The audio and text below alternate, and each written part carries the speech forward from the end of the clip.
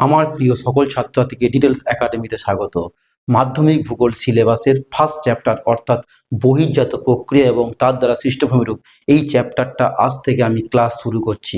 তবে আজকের আমরা এই প্রথম ক্লাসে শুধুমাত্র বহির্জাত প্রক্রিয়া এই টপিকটা ডিটেলসে আলোচনা করব এবং এখান থেকে তোমাদের পরীক্ষায় আসার উপযোগী সমস্ত রকমের প্রশ্নপত্র নিয়েও আলোচনা করব। তোমরা ক্লাসটা প্রথম থেকে শেষ পর্যন্ত মন দিয়ে দেখো এবং তোমরা খাতাতে নোট ডাউন করে নাও, আর তোমরা খুব ভালো করে পড়াশোনা করো, অবশ্যই তোমাদের রেজাল্ট খুব ভালো হবে। চলো আমরা প্রথমেই জানবো ভূমিরূপ বা ল্যান্ডফর্ম বলতে কি বোঝায়। আসলে এক কথায় বলতে গেলে পৃথিবীর যে বাইরের রূপ, সেই পৃথিবীর বাইরের রূপটাকেই আমরা ভূমিরূপ বলবো। অর্থাৎ এই যে আমাদের পৃথিবী, এই পৃথিবীর বাইরের রূপটাকেই আমরা এক কথায় ভূমিরূপ বলবো।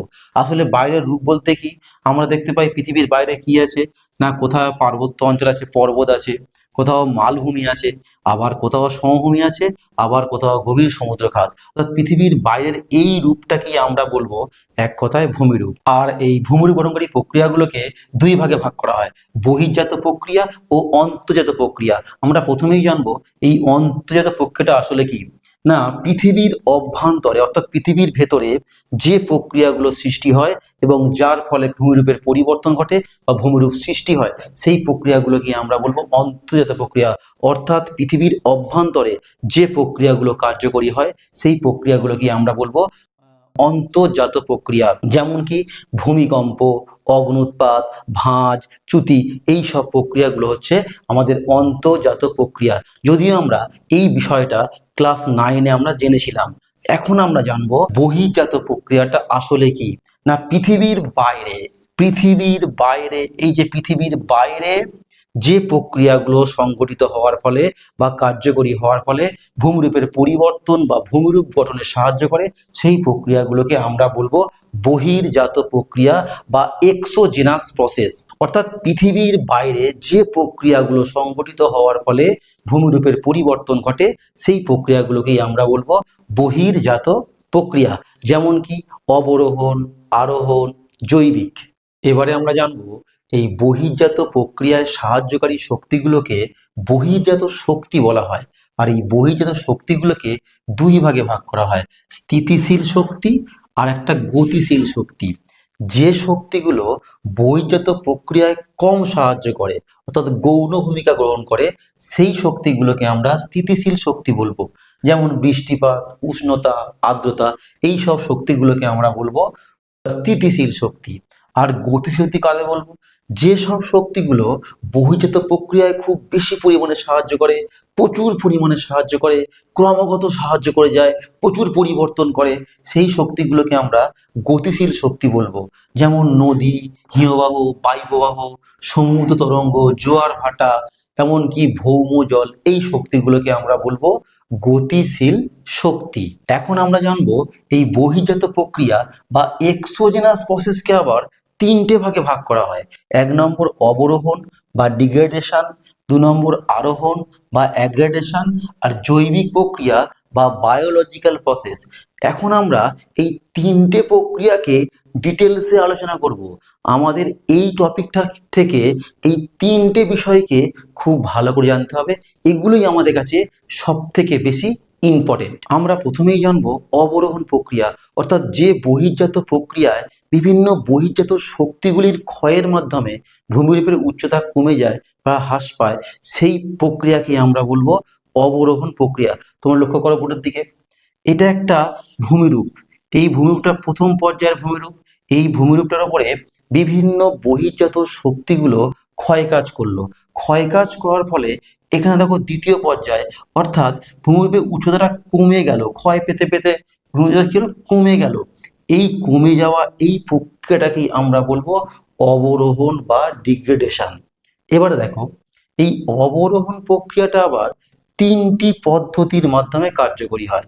1 নম্বর আবহ বিকার, 2 নম্বর ক্ষয়ীভবন, আর 3 নম্বর পুঞ্জিত ক্ষয়। এবার আমরা জানবো যে আবহ বিকার বা ওয়েদারিং ব্যাপারটা কি। কোনো শিলাস্তরের ওপরে আবহাওয়ার বিভিন্ন উপাদানগুলো যেমন বৃষ্টিপাত, উষ্ণতা, আর্দ্রতা, বায়ুপ্রবাহ, এরা প্রযুক্ত হয়ে ওই শিলাকে যান্ত্রিকভাবে চূর্ণ বিচূর্ণ করে দেয় এবং রাসায়নিকভাবে বিয়োজন ঘটিয়ে স্বস্থানে মানে একই স্থানে অবস্থান করায়। সেই প্রক্রিয়াকেই আমরা বলবো আবহবিকার বা ওয়েদারিং। 2 নম্বরে কি আছে? ক্ষয়ীভবন। এই আবহবিকারগ্রস্ত পদার্থগুলো আবার বিভিন্ন প্রাকৃতিক শক্তির মাধ্যমে যখন এক স্থান থেকে আর এক স্থানে সরে যাবে, তখন তাকে আমরা বলবো ক্ষয়ীভবন বা ইরোশন।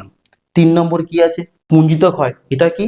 না পার্বত্য অঞ্চলে যেখানে ভূমির ঢাল রয়েছে, সেই ভূমির ঢালে যদি আবহবিকারগ্রস্ত হয়, পদার্থ আবহবিকারগ্রস্ত হয়, সেই আবহবিকারগ্রস্ত পদার্থগুলো কোনো প্রাকৃতিক শক্তির প্রভাবে নয়, ওগুলো যখন আপনা আপনি অভিকর্ষের টানে ওপর থেকে নিচের দিকে নেমে আসবে, তখন সেই প্রক্রিয়াটাকে বলা হবে পুঞ্জিত ক্ষয়। আমি 3টে বিষয়কে ডিটেলসে বললাম না, কারণ তোমরা ক্লাস 9-এ আবহবিকার চ্যাপ্টারে এই 3টে টপিকই তোমরা মোটামুটি পড়াশোনা করেছো। এবার আমরা জানবো এই আবহবিকার ও ক্ষয়ীভবন কিভাবে অবরোহণ প্রক্রিয়াতে সাহায্য করছে। দেখো, এই ভূমিরূপ, এই ভূমিরূপের উপরে আবহবিকারগ্রস্ত হলো, অর্থাৎ শিলাস্তরটা ফেটে গেল, ছোট ছোট অংশে ভেঙে গেল, টুকরো টুকরো অংশে ভেঙে গেল, যান্ত্রিকভাবে চূর্ণ বিচূর্ণ হয়ে গেল। এইবারে এই চূর্ণীকৃত পদার্থগুলো ক্ষয়ীভবনের মাধ্যমে বিভিন্ন শক্তির প্রভাবে এখান থেকে সরে গেল। সরে যাওয়ার ফলে এয়ার নেই, যাওয়ার ফলে উচ্চতাটা কি হলো? কমে গেল। তাহলে দেখো, আবহবিকার এবং ক্ষয়ীভবন এবং পুঞ্জিত ক্ষয়, এই 3টে প্রক্রিয়ার প্রভাবেই কিন্তু অবরোহণ প্রক্রিয়াটা করছে।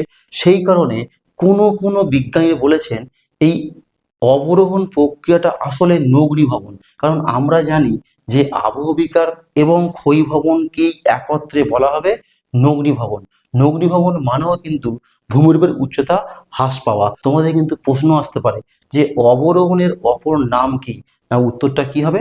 নগ্নিভবন। দেখো, আমি দেখিয়ে দিয়েছি, নগ্নিভবন সমান আবহবিকার প্লাস ক্ষয়ীভবন অবলিক পুঞ্জিত ক্ষয়। অর্থাৎ আবহবিকার তার সঙ্গে সঙ্গে ক্ষয়ীভবন ঘটতে পারে, আবার পার্বত্য অঞ্চল যেখানে ভূমির ঢাল রয়েছে সেখানে আবার পুঞ্জিত ক্ষয়ও ঘটতে পারে। এবারে আমরা জানবো আরোহণ প্রক্রিয়া বা অ্যাগ্রেডেশন প্রক্রিয়াটা কি।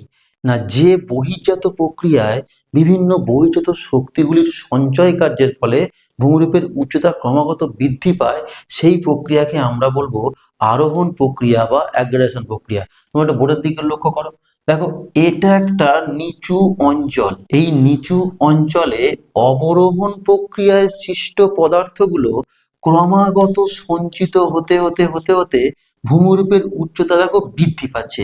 এই ভূমিরূপের উচ্চতা এইখানে ছিল, এই লেভেলে ছিল, এই উচ্চতা ক্রমাগত বৃদ্ধি পাওয়াকেই আমরা বলবো আরোহণ প্রক্রিয়া বা অ্যাগ্রেডেশন প্রক্রিয়া। এবারে দেখো, এই অবরোহণ ও আরোহণ প্রক্রিয়াকে একত্রে সম্মিলিতভাবে পর্যায়ন বা ক্রমায়ন বা গ্রেডেশন বলা হয়। কারণ কি?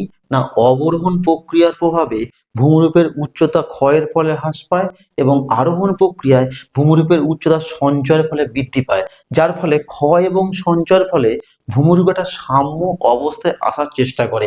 তাকেই বলা হবে পর্যায়ন বা ক্রমায়ন বা গ্রেডেশন। দেখো ব্যাপারটা, এটা একটা উচ্চভূমি, এটা একটা উচ্চভূমি, আর এখানে নিচুভূমি।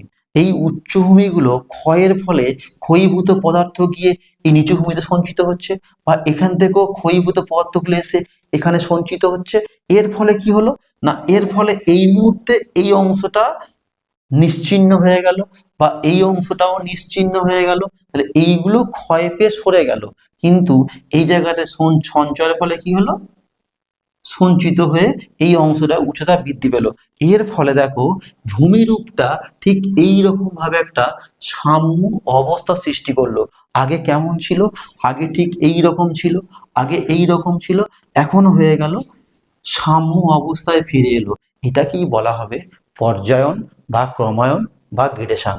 অর্থাৎ এখানে হলো অবরোহণ প্রক্রিয়া, এখানেও হলো অবরোহণ প্রক্রিয়া, আর এখানে হলো আরোহণ প্রক্রিয়া।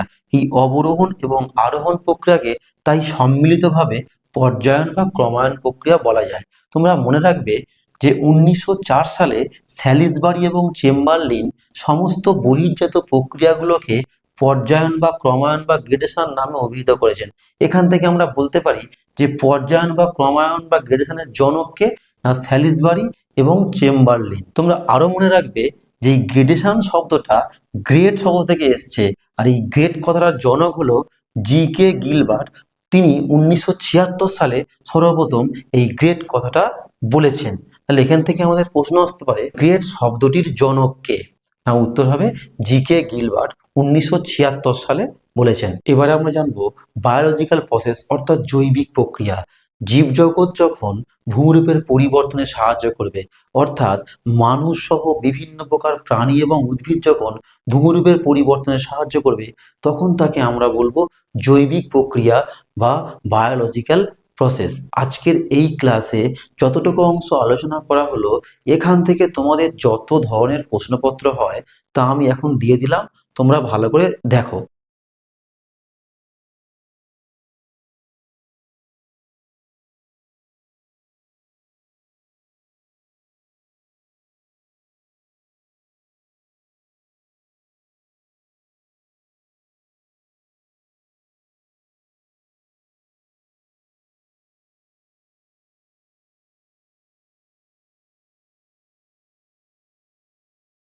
এই রকম ক্লাস তোমরা প্রতি সপ্তাহে দুটো করে পাবে। আর এরকম ক্লাসগুলো পাওয়ার জন্য তোমরা অবশ্যই চ্যানেলটাকে সাবস্ক্রাইব করে রাখো, বন্ধুদের মধ্যে শেয়ার করে দাও এবং পাশে থাকা বেল আইকনে ক্লিক করে অল নোটিফিকেশন অন করে রাখো। আজকের আমি ক্লাস এখানেই শেষ করলাম, তোমাদের সঙ্গে দেখা হচ্ছে নেক্সট ক্লাসে।